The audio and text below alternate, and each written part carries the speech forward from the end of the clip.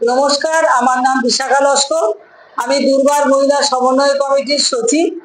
আজকের আমাদের press meet ডাকার উদ্দেশ্যটা হচ্ছে যে এই আরজিকর কাণ্ডের পর দীর্ঘ প্রায় 1.5 মাস ধরে এই প্রতিবাদ বিভিন্ন রাস্তায়, বিভিন্ন মোড়ে, বিভিন্ন হলে, বিভিন্ন জায়গায় হচ্ছে।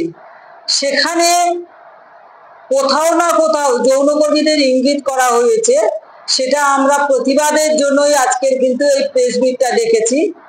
প্রাক্তন যে police IPS officer Pankaj Dutta মহাশয় যে কথাটি বলেছে যে আজকের এই যে ঘটনাটা ঘটেছে সোনাগাছিতে যদি ঘটতো যৌনকর্মীদের ওপরে, তাহলে সেটা বলা উনি কিছু বলতেন না। কিন্তু আরজিকরের মতো জায়গাতে ঘটেছে সেটা কিন্তু উনি মেনে নিতে পারছেন না। তার কারণ হচ্ছে যিনি মারা গেছেন বা যার প্রতি ঘটনা ঘটেছে, আমরাও কিন্তু জাস্টিস একজন মহিলা হিসেবে, একজন মানুষ হিসেবে, একজন নাগরিক হিসেবে আমরা চেয়েছি। কিন্তু যৌনকর্মীদেরকে সেভাবে এখানে শ্রমজীবী মহিলা হিসেবে তাদেরকে সম্মান করা হচ্ছে না, অসম্মানজনক কথা বলেছে। তার জন্য আমরা ধিক্কার জানাচ্ছি। কারণ যে আজকের একজন যৌনকর্মী রেপ হতে পারে বা মার্ডার হতে পারে বা তার প্রতি কেউ অন্যায় বা অত্যাচার করে চলে যেতে পারে। যৌনকর্মীদের কিন্তু কোনো জায়গায় প্রতিবাদ জানাবার জায়গা নেই, এটা কিন্তু ওনার বক্তব্য থেকে পরিষ্কার আমরা বুঝতে পেরেছি। তো সেই জন্য বলছি যে যৌনকর্মীরা সমাজের একটা পার্ট। সেখানে কিন্তু যৌনকর্মীরা একজন মহিলা, কারোর মা, কারোর বোন, কারোর মেয়ে, সমাজের একটা অংশ। সেখান থেকে আজকে যৌনকর্মীদেরকে ইঙ্গিত করে বলা হচ্ছে। তার মানে কি আজকের ভারতবর্ষের যে সিস্টেম আছে বা ভারতবর্ষের যে আইন কানুন আছে, সেখানে কি যৌনকর্মীদের কোনো জায়গা নেই?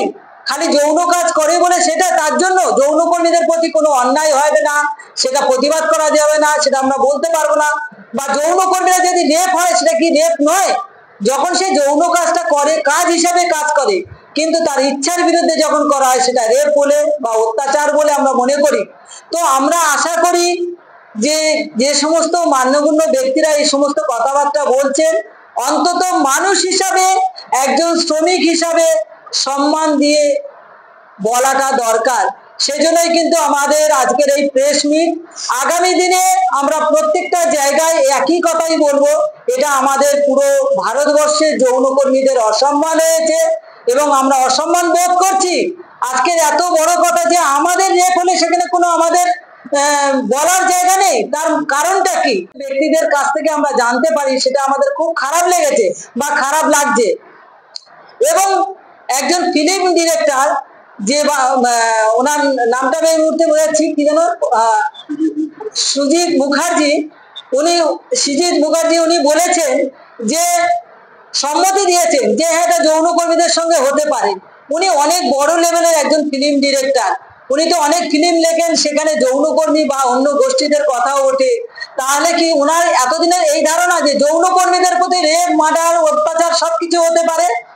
তাহলে যৌনকর্মীদের নিয়ে বিভিন্ন জায়গায় নাচ, নাটক, গান চর্চার মাধ্যম থেকে যৌনকর্মীদের নিয়ে এত কথা উঠে আসে। এটা তো আমাদের সামাজিক যে পরিবর্তন, এখনো কিন্তু সেই পরিবর্তন আসেনি। পরিবর্তনটা কিন্তু আসা দরকার। সামাজিক পরিবর্তন, মানুষের যে কনসেপ্ট, সেটা কিন্তু যৌনকর্মীদের উপর যেটা আছে, সেটা আমার মনে হয় প্রত্যেককে পরিবর্তন আসা দরকার। খালি যৌনকর্মীরা কিন্তু কারোর ইউজের পাত্র না, ইউজ করবে ফেলে দেবে সেটা কিন্তু নয়। আমরা সমাজের বিভিন্ন কাজে লাগি, আমরা সমাজ সেবার কাজ করি। তাহলে যৌনকর্মীরা যে কাজটি করতে পারে, নিজের জন্য করে, সমাজের জন্য করে, তাহলে যৌনকর্মীদের এত ছোট ভাবে কেন দেখা হচ্ছে? এটা আমাদের বলার বক্তব্য আজকে করি আমরা।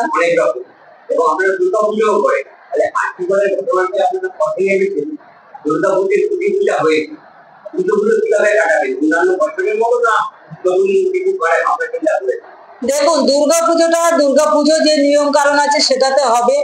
আমরা প্রতিদিনের যে আমাদের প্রোগ্রাম ছিল সেগুলো কিন্তু আমরা এবছর ক্যান্সেল করেছি। কারণ হচ্ছে আমরা পুজোটাই করব, আর বাকি প্রোগ্রাম আমরা ক্যান্সেল করেছি। আজকে সারা ভারতবর্ষে যেভাবে মহিলাদের উপর নির্যাতন হচ্ছে, আপনারা আজ তাকে দেখেছেন, একটি মহিলাকে 40 টুকরো করে তাকে ফ্রিজে ভরে রাখা হয়েছে, 20 দিন পরে তাকে ফ্রিজ থেকে বের করা হয়েছে। বেশ কিছুদিন আগে 16 বছরের একটি মেয়েকে বাসের মধ্যে কুপিয়ে দেওয়া হলো এই ঘটনা হওয়ার পর। তো আমরা পরপর এই এত প্রতিবাদ, মোড়ে দোকানে বা ঘাটে সমস্ত জায়গায় গ্রাম অঞ্চলে সব জায়গায় এত প্রতিবাদ হচ্ছে, কিন্তু মহিলাদের প্রতি অত্যাচার কিন্তু বন্ধ হচ্ছে না। তাহলে মহিলারা কোথায় সেফটি, কোন জায়গায় সেফটি, মহিলাদের কোথায় সুরক্ষা আছে সেটাই তো আমরা বুঝতে পারছি না। এটা আমাদের জানার, কোথা থেকে আমরা জানতে পারবো? এখানে প্রত্যেকেই কিন্তু প্রতিবাদে নেমেছে, কিন্তু মহিলাদের প্রতি অত্যাচার কিন্তু বন্ধ হচ্ছে না। এটা আমাদের বিশেষ করে দাবি, সারা ভারতবর্ষের যারা অ্যাডমিন লেভেলে আছে বা সরকার দপ্তরে যারা আছেন সবার কাছে দাবি যে মহিলাদের সুরক্ষাটা কিভাবে পাবেন বা আমাদের আইন যে ব্যবস্থা আছে সেইভাবে আমাদের সেফটি করার জন্য আমরা দাবি রাখছি। আর আগামী দিনে যদি আমাদেরকে নিয়ে, যৌনকর্মীদের নিয়ে যদি এরকম কেউ মন্তব্য বা কোনো জায়গা থেকে এরকম আসে, আমরা কিন্তু আবার প্রতিবাদ করব। এটাই প্রতিবাদ, আমাদের শেষ নয়। কেন, যৌনকর্মীও মানুষ, একজন শ্রমিক। আজকে দীর্ঘ 30 বছর ধরে শ্রমের কথা আমরা বলে যাচ্ছি, আমরা শ্রমিক হিসাবে কাজ করে যাচ্ছি, আমরা স্বাস্থ্য পরিষেবার কাজ করি, আমরা মানুষকে পরিষেবা দেই।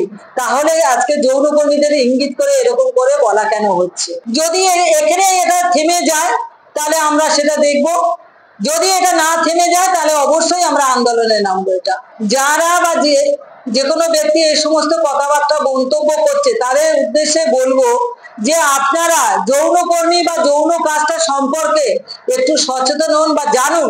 যৌনকর্মী সমাজের একটা পার্ট।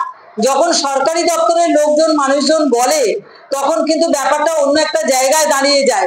যদি একজন পড়াশোনা জানে না বা তাদের কাছে শিক্ষা নেই বা আমরা অনেক কিছু বুঝি না, টিভি মিডিয়া দেখি না, তাদের মন্তব্য আর একজন সরকারি দপ্তরের অফিসার বা মানুষ, মানে কোনো পদ ব্যক্তি যদি এটা বলে, সেখানে কিন্তু এটা আমরা জানবো যে তাদের অ্যাওয়ারনেসের অভাব আছে। যদি তাদের প্রয়োজন হয়, প্রত্যেকটা যাদের এরকম প্রয়োজন যৌনকর্মীদের কাছে আসতে পারে। আমাদের কাছে আসলে আমরা আমাদের কথাগুলো আমরা নিজে মুখে বলবো, আমরা কি চাই, আমরা কোন সমাজের কোন পার্টটা।